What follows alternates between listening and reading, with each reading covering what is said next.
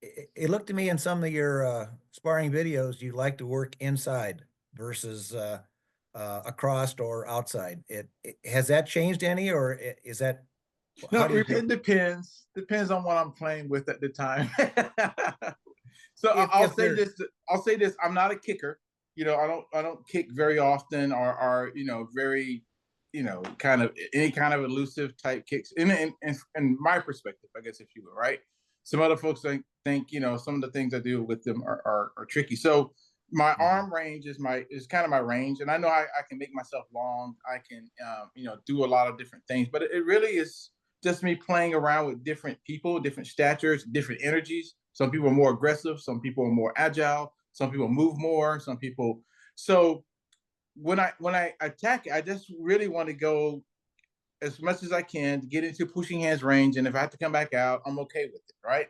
Because pushing Mhm. hands range is going to lead me to so much more. I'm going to be able to strike. I'm going to be able to grapple. I'm going to be able to push away. I'm going to be able to control. So that's more of the range I want. Now, if I have to stay out there because someone else is a little bit more wiry, I'm going to play more so the up and down game, the in and out game, the angles game. You know what I mean? Which is, I see all that obviously in what we do. Because as Lester mentioned, I don't really, I study other things, but I don't practice other things. So I practice Tai Chi. So that footwork and all that angles and all that stuff comes from Dalu for me, right? That's how I learned it. That's how I was able to express it once I start practicing, in the sparring realm, if you will, taking those same things within the art and putting it, and I don't want to call it a modern spin on it, but it's an evolutionary spin on it because I would say not only is Tai Chi an old art, but there were other arts back there as well. But then since then, those arts were developed. Other things have come about that requires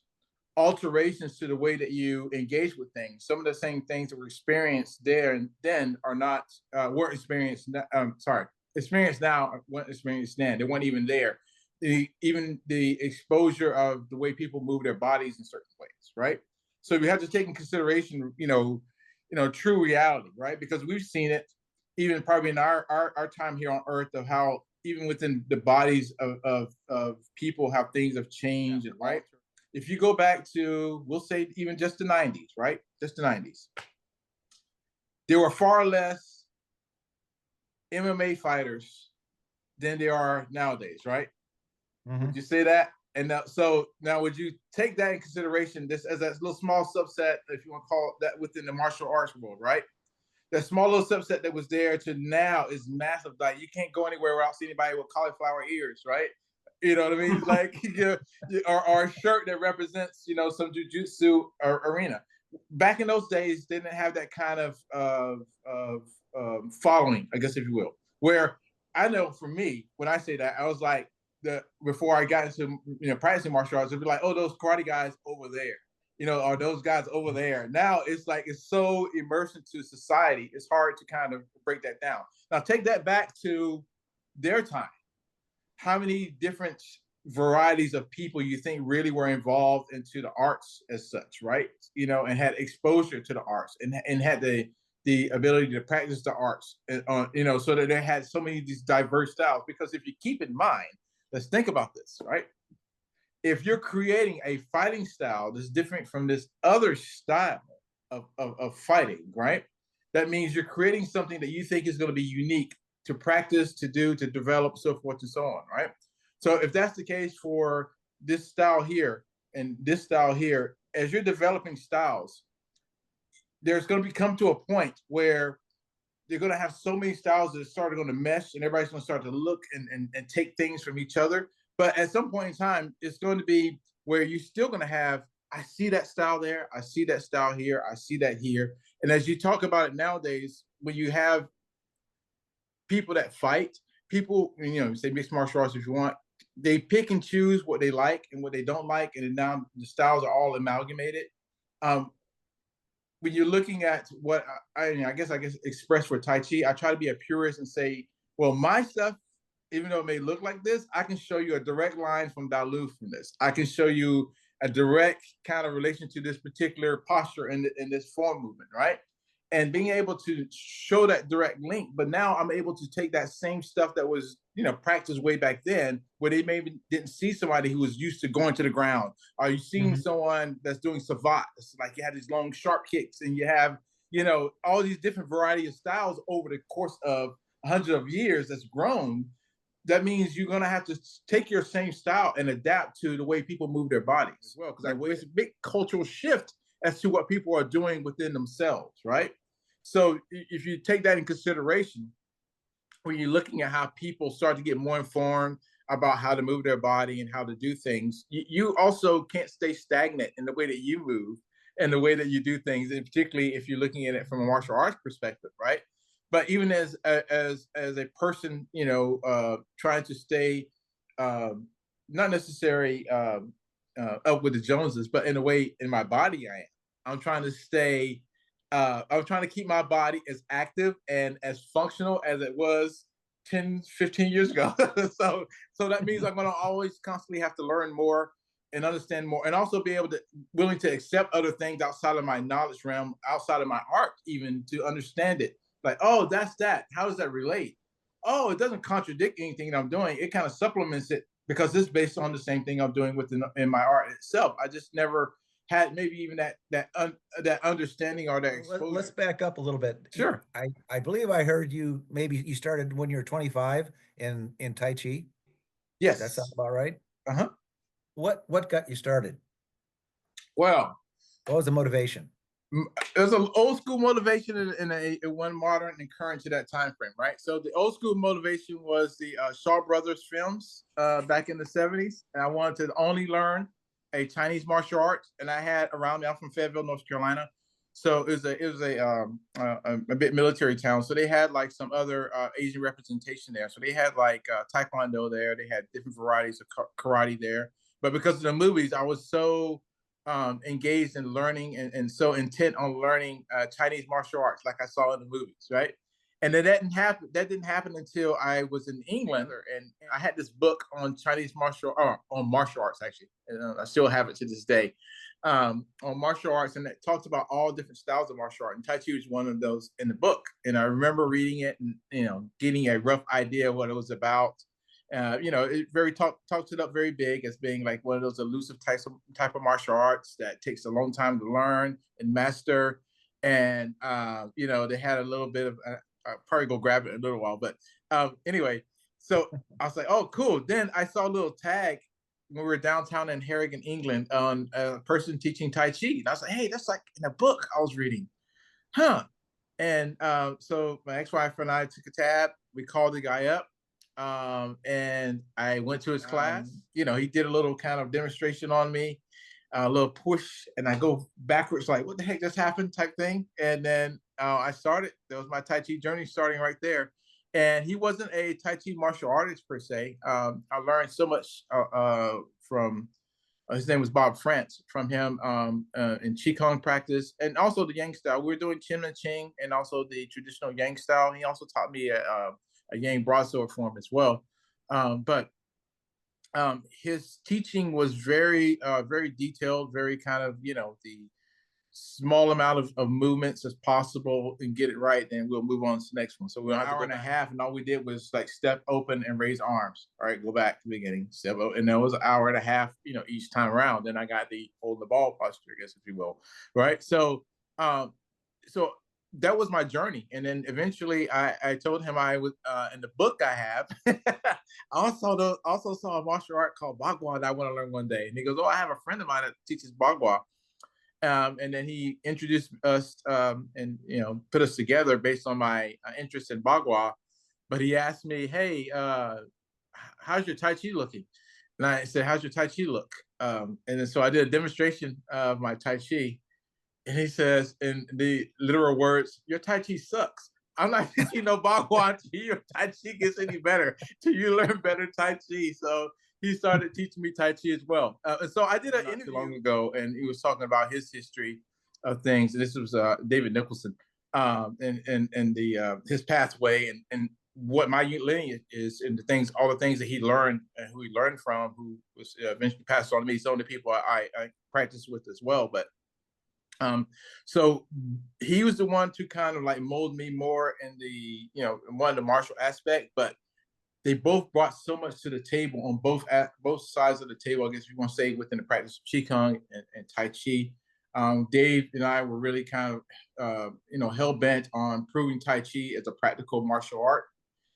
Bob was more so in the vein of was doing, a lot of healing practice. He was doing things with Reiki, and he's still out in Thailand now he's a Reiki master and things like that. And he uses Qigong practice as a way of for health.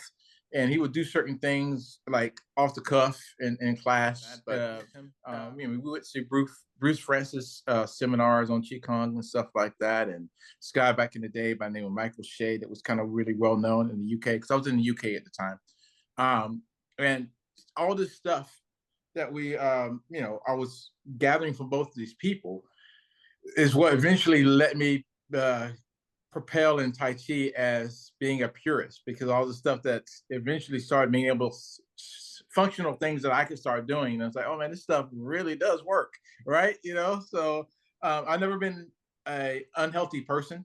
So I never speak really a lot on health topics, but I do practice this with folks who have health issues, and I let them give their own testimonials, based on, what it does for them in that aspect. Because the funniest thing about the way I teach whether you're in it for the martial arts or not as a martial art. And it's a weird way of saying it.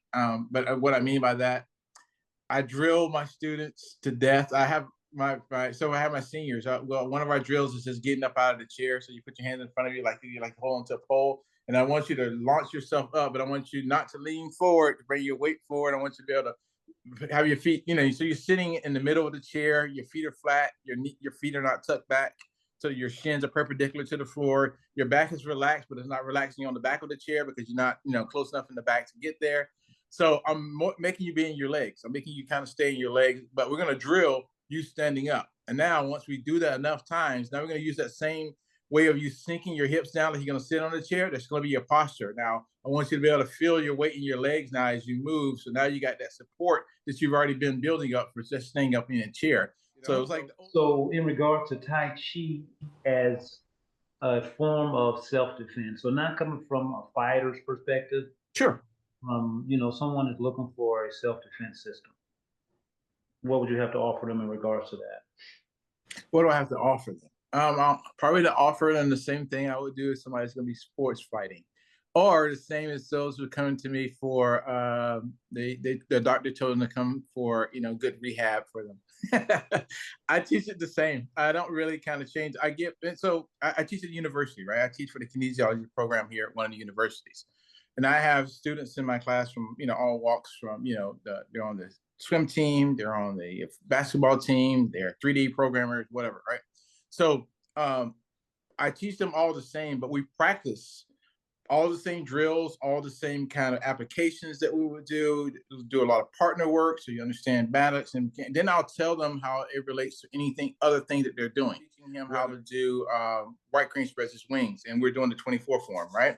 And so I was showing him how to bring in your back foot, and you're going to the movement. Your back foot's going to step up, and you're going to go down with your hand like this, to hold the ball. And then as you're bringing your wrist up, you're shifting your weight to your back leg. So it's coming up here, and this, right? So I said, but in my example, after we did the drill over and over, I said, one of the things I said, hey, it's like digging a shovel in the ground. You go, you step down, you drive your weight. When you come from here, it's like driving your weight down, dropping your weight down, and basically digging the shovel in the ground.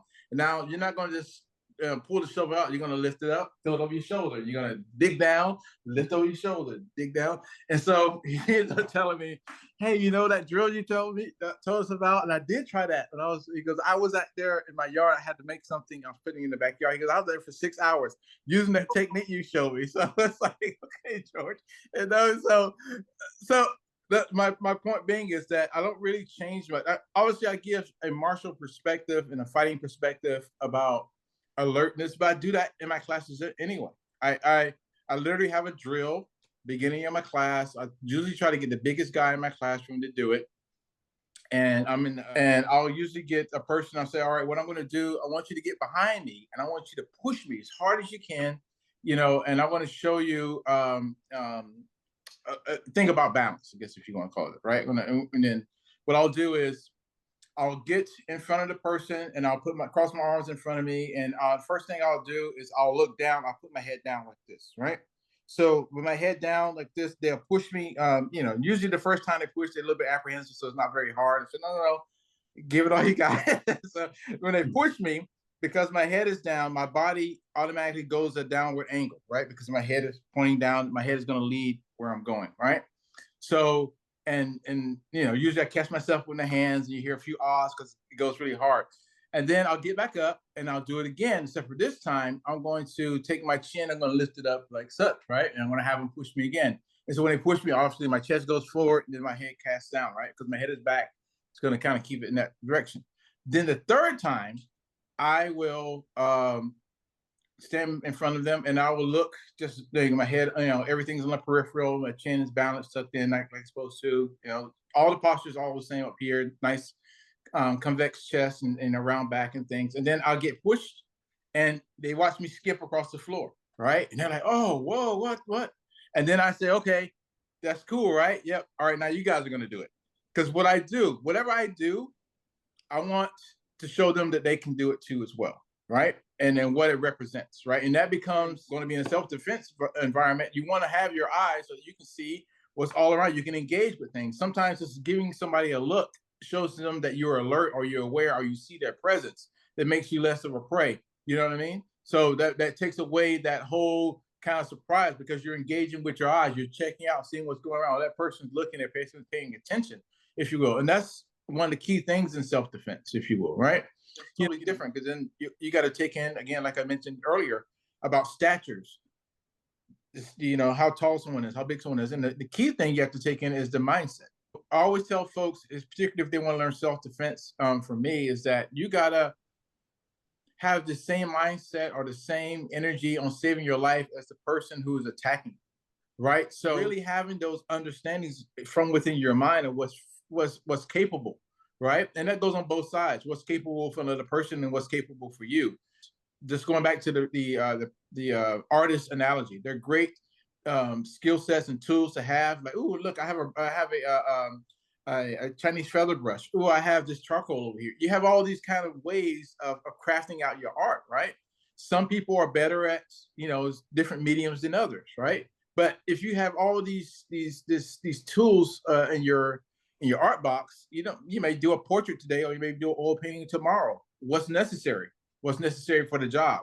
Who's commissioning to do something? I want you to commission me a oil painting portrait.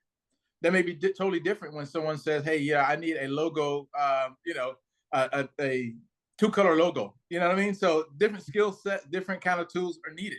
If that makes sense, right? What's helpful about Tai Chi and understanding the principles of the body is because you can express to someone what they need to do with their body in alignment to principle.